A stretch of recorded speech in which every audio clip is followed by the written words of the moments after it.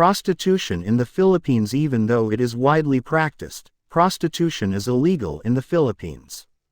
There is an organized movement to make prostitution a legal activity in the Philippines. By one estimate, 500,000 women prostitute themselves. There are basically three kinds of prostitutes in the Philippines. 1. Those that work out of casas, or brothels, and are employed by pimps or brothel owners. 2. Those who work in bars, karaokes and hotels, who are usually controlled by the owners of the establishment where they work. And 3. Freelancers, who work the streets. Brothels are often disguised as restaurants. Most of the men who use prostitutes in the Philippines are locals, not foreigners. You would not get this impression by visiting one of the better-known red light districts. Locals tend to use community, neighborhood and town-based brothel and sex workers. In Angeles City, near Clark Air Base, there is one street with bars for foreigners on one side, and bars for locals on the other.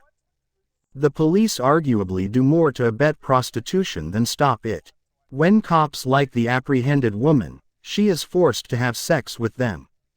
Nowadays, kotong, bribe ranges from 3,000 pesos to 4,500 pesos, and transactions begin even before they reach the precinct, she said.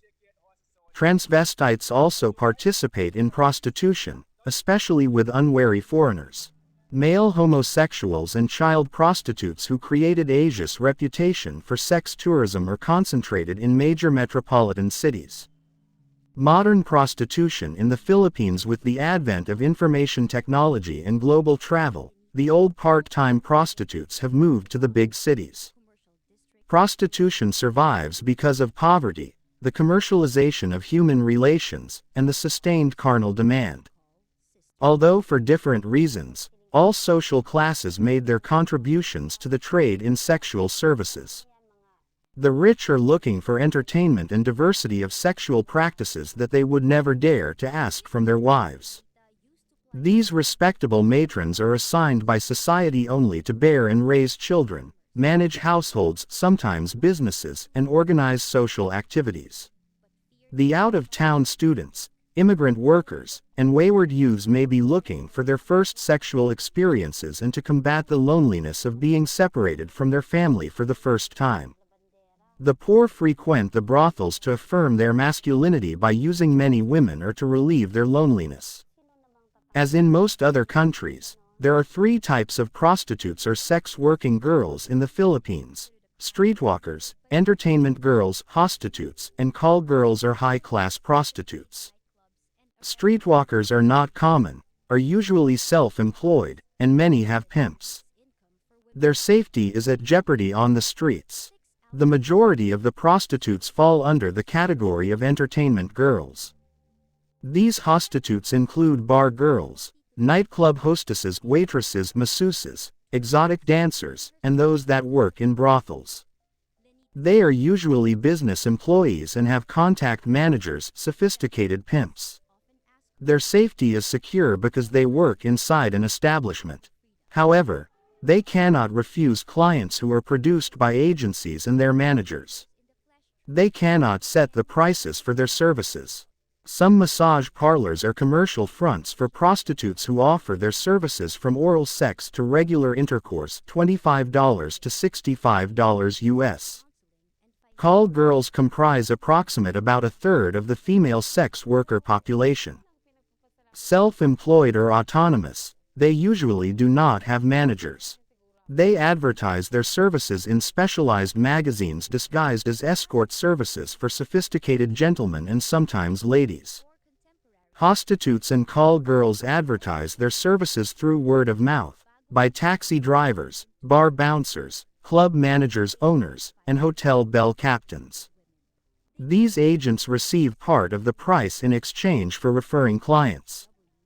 In the large sophisticated hotels, the bell captain may have an album with pictures of different prostitutes from which guests may choose. In 1997, a new phenomenon emerged: the Japosakis, Filipina prostitutes who return home from sex work in Japan and continue serving their Japanese special clientele or sugar daddies on their periodic business trips to the archipelago. Recently, there are also reports of an increasing number of gigolos or toy boys who provide escort services and pleasures for lonely matrons and wealthy widows. Government monitoring of prostitute in the Philippines. Although prostitution is still illegal, Filipino society believes that some regulation is always needed, based on the premise that prostitution is regulated in order to minimize the damage to society. Local city councils may require filing an application with the city to establish a brothel, indicating the location for legal reasons and/or tax purposes.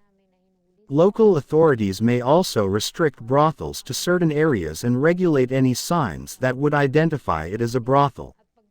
Prostitutes cannot reside anywhere other than at the brothel itself, which is her official domicile. Brothels also have to have a bedroom for each working woman. The women cannot show themselves at the balconies or in a window, nor can they solicit in the streets. In order to work in a brothel, a woman has to register with the Sanitary Health Authority's Bureau of Health. The authorities will check whether she is a victim of deceit or coercion and advise her that help and assistance is available from legal authorities. Each prostitute is given a sanitary notebook with her picture, personal data, registration number, if any, and the main articles of the decree that concern her rights as a provider of a service. Her rights include being free to stay or quit the brothel in which she lives and works. Debts cannot be used to compel her to stay in a given brothel, and no one can subject her to any abuse. Each prostitute has to undergo mandatory monthly medical examinations for sexually transmitted diseases (STDs).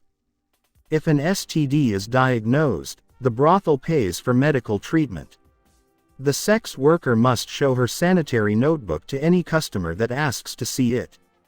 The manager of the brothel cannot accept any prostitute candidate or applicant who has not first registered and passed a medical examination. The manager also has to report immediately to the sanitary authorities whenever a prostitute is ill, be this an STD or non-sexual disease.